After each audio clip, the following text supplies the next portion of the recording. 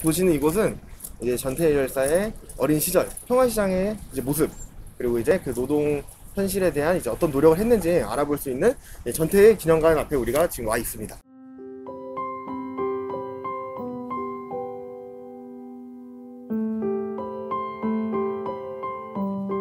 혹시 저희가 왜 이곳에 왔는지 알고 계신가요? 네. 얼마 후면 11월 13일 전태일 열사의 51주기가 다가오기 때문 아닌가요? 아, 맞습니다. 51년이 지난 지금 이 전태일 열사가 우리에게 어떤 메시지를 던지고 있는지 잘 알아보면 좋을 것 같습니다. 네, 좋습니다. 네, 안녕하세요. 지구과학 교사 정덕경입니다. 그러면 전태일의 발자취에 대해서 한번 체험학습을 시작해 보도록 하겠습니다. 전태일 열사의 어린 시절은 어땠나요? 여기도 나와 있지만 지독한 가난, 이렇게 얘기를 할 수 있을 것 같은데요. 1948년에 출생한 전태일 열사는 어린 시절에 아버지, 어머니 그리고 형제들과 가난하게 생활을 하게 됐습니다. 초등학교 2학년 때 학교에 편입을 하게 됐는데요. 거기에서 초등학교 생활을 하다가 집안이 더욱더 어려워져서 돈을 벌 수밖에 없는 상황이 됐죠. 초등학교를 그만두고 이제 바로 생계에 뛰어들게 된 건가요? 그렇죠. 초등학교 4학년 때 학교를 그만두고 이제 신문팔이 일을 시작했다고 합니다. 네, 그래서 그렇게 일을 하다가 생계 전선에 뛰어들게 된 전태일은 아직 너무 어렸잖아요. 전태일이 감당하기에는 좀 어려운 상황이었고, 그래서 가출이라는 길을 택하게 됩니다. 집을 나가서 어디로 갔을까요? 일단은 대구에 있는 큰 집에 갔다고 해요. 그런데 이제 아무래도 얼마 버티지 못하고 서울로 다시 올라갔습니다. 근데 이제 서울에 올라오긴 했지만 바로 가족한테 찾아가지는 못했어요. 가족한테 가지 못한 이유라도 혹시 있었을까요? 이제 가출을 했기 때문에 좀 두려웠겠죠. 1년여간의 방황을 하다가 다시 집으로 돌아가게 됩니다. 네, 그래서 그 장면들이 여기에 이렇게 나와 있습니다. 그리고 이렇게 집으로 돌아간 이후에 전태일에게 있어서 나중에 돌이켜볼 때 가장 행복했던 시절이라고 일컫는 그 시절이 시작되게 되는데요. 이 부분 보면은 행복했던 청옥 시절 이렇게 나와 있죠. 행복했던 청옥 시절이요? 4학년 때 학교를 그만뒀었잖아요. 다시 학교를 가서 공부를 하게 되는 그 시기를 얘기해요. 영상을 보면서 많이 공감을 하실지 모르겠지만 너무나 공부를 하고 싶었다고 합니다. 지나가는 교복 입은 학생들만 봐도 부러워할 정도로 학교에 가고 싶었다고 합니다. 청옥 고등공민학교에 입학해서 공부를 하니까 얼마나 행복했겠어요. 그래서 그 시절을 전태일은 나중에 행복했던 시절이다 이렇게 돌이켜 봅니다. 제가 알기로는 이 고등학교를 끝까지 다니지 못하고 그만둘 수밖에 없었다고 하는데 혹시 그만두게 된 계기가 또 있을까요? 경제적으로 좀 어려움이 있었기 때문에 학교를 계속 다니지 못했다고 해요. 아무래도 아버지가 전태일을 봤을 때 이 공부를 지금 해서는 생계가 꾸려지지 않는다. 지금 공부를 해서 어떻게 성공할 수 있겠는가. 아무래도 아버지가 재봉 일을 하면서 계속해서 경제적으로 어려움을 겪다 보니까 돈이 너무 중요하다라고 생각을 하신 것 같아요. 그래서 전태일에게도 지금 공부할 때가 아니고 네가 돈을 벌어서 집에 보태야 된다 이렇게 얘기를 해서 전태일이 결국은 학교를 그만두고 일을 하게 됩니다. 아무리 일을 해도 집안 사정이 계속 어렵잖아요. 그래서 전태일의 어머니가 집안 생계를 꾸리기 위해서 서울로 식모살이를 떠나게 됩니다. 서울로 떠난 어머니를 찾아서 전태일은 동생 순덕이를 데리고 서울로 무작정 상경하게 되는데요. 이 과정에서 전태일의 가족들은 뿔뿔이 흩어지게 되죠. 어머니가 먼저 떠나고 전태일이 순덕이와 같이 올라오고 동생 태삼도 전태일이 떠난 이후에 서울로 상경을 했다고 합니다. 서울에 있는 동안 전태일은 이 어린 순덕이를 업고 어머니도 찾아다니고 그리고 어쨌든 밥을 먹어야 되기 때문에 신문팔이 일을 하고 구두 닦기도 하고 여러 가지 일들을 할 수밖에 없었다고 합니다. 어린 시절이 정말 어려웠는데 거기에 이제 굴하지 않고 어쨌든 일도 하면서 그리고 또 배움에 대한 열정을 놓지 않는 그런 전태일 열사의 이제 어린 시절을 알아볼 수 있었는데요. 이런 어린 시절이 청년 전태일에게는 이제 어떤 영향을 줬는지 같이 한번 알아보면 좋을 것 같습니다. 그렇죠. 네, 전태일이 자기가 어린 시절에 이렇게 가난한 생활을 하기도 했고 그래서 그 후에도 평화시장 부분에서 나오지만 힘들게 사는 사람들을 보면서 굉장히 마음 아파하고 많이 공감하기도 합니다. 전태일은 나중에 평화시장에서 일을 할 때도 이 공부에 대한 꿈을 놓지 않아요. 공장에서 일을 하면서도 계속해서 돈을 벌어서 학교에 가고 싶다 이런 생각을 계속 붙잡고 있습니다. 그럼 다음으로 이제 전태일 열사가 몸담았던, 일했던 그 평화시장의 모습에 대해서 한번 알아보면 좋을 것 같습니다. 네, 그러면 이제 평화시장에 대해서 조금 알아보도록 하겠습니다. 김재균 선생님은 혹시 그 당시 평화시장에서 일했던 사람들이 몇 살 정도 됐는지 혹시 알고 계신가요? 제가 듣기론 그 당시 한 13살에서 14살 정도로 어린 학생들이었다고 네, 알고 있습니다. 네, 맞습니다. 그 13, 4살 정도의 여공 혹은 뭐 시다라고 우리가 부르는데요.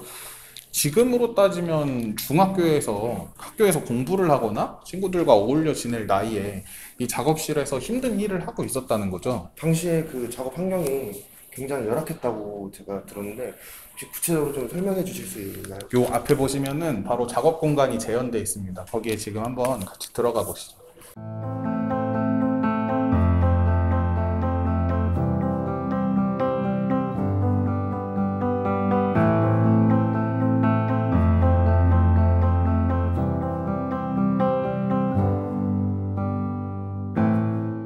네, 이곳이 지금 당시 작업장을 재현해 둔 곳입니다. 김재균 선생님 보시기엔 좀 어떠세요? 상당히 좁네요. 이렇게 딱 들어왔는데 둘이 들어와도 꽉 차고 아까 들어올 때도 느꼈지만 이제 천장도 굉장히 낮고 이 1평이란 공간을 작업장 4개로 나눠놨어요. 하나라도 더 이 작업 기계를 많이 설치하기 위해서 다락 구조를 만들었거든요.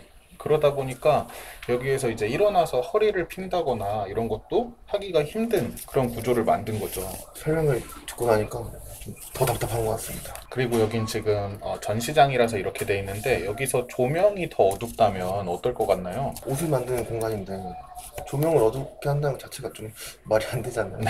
그런데 당시에는 그렇게 했다고 해요. 그리고 지금은 뭐 옷감 정도만 이렇게 전시해 놨는데 이 통로에 많은 자재들이나 물품들이 쌓여 있었다고 합니다. 네, 그뿐만이 아니고 이 옷을 다루다 보니까 먼지가 계속 날리고 약품 냄새도 엄청 났다고 하더라고요. 환풍도 안 시켜주는 환경이었기 때문에 만약에 여기서 꼭 일을 해야 된다. 그러면 몇 시간 정도를 할 수 있을 것 같으세요? 꼭 해야 되나요? 당시에 그렇게 꼭 해야 되는 가난한 여공들이 일을 했던 거죠.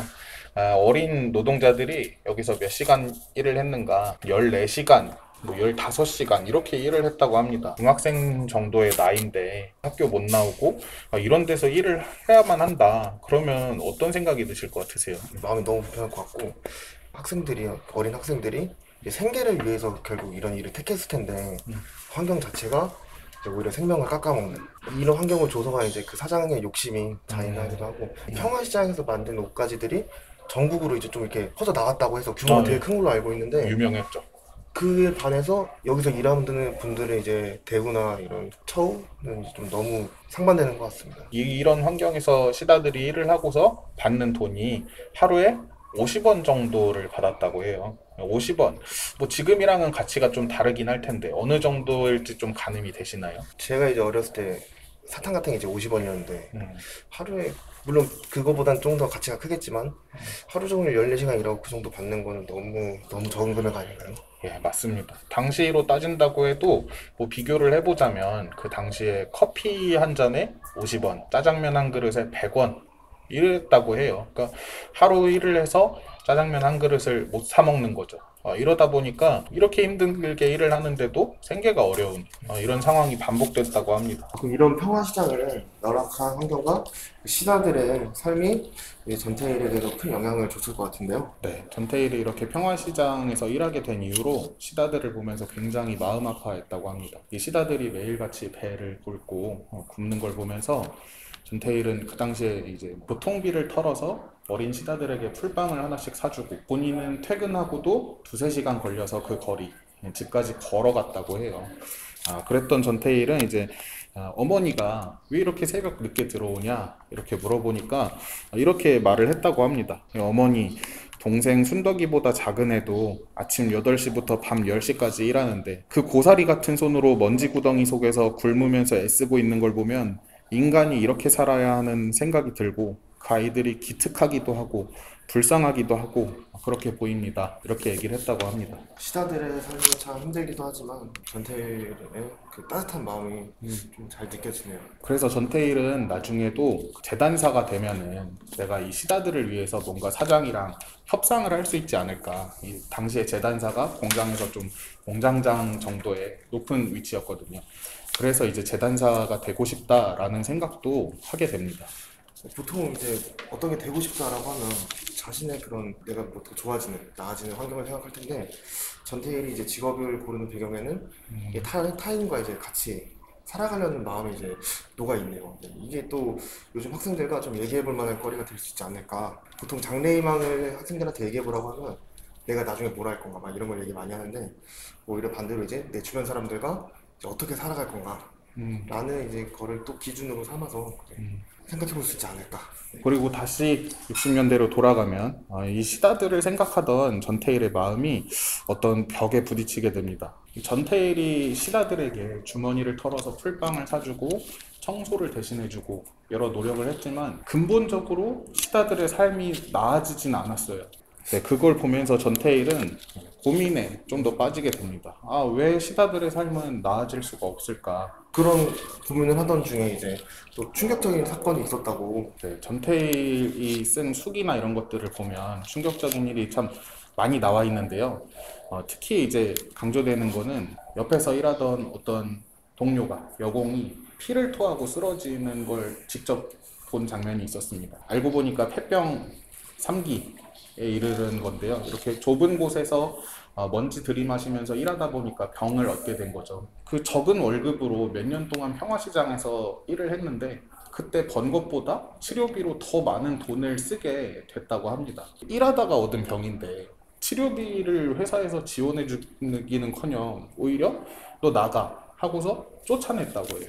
힘들게 일한 돈으로 이제 치료비를 쓸 수밖에 없었고 또 병까지 없고 게다가 이제 쫓겨났다는 얘기를 들어보니 그 전태일 평전에 보면 이제 밑지는 인생이라는 표현이 있는데 딱 그 표현이 이제 생각이 좀 나네요.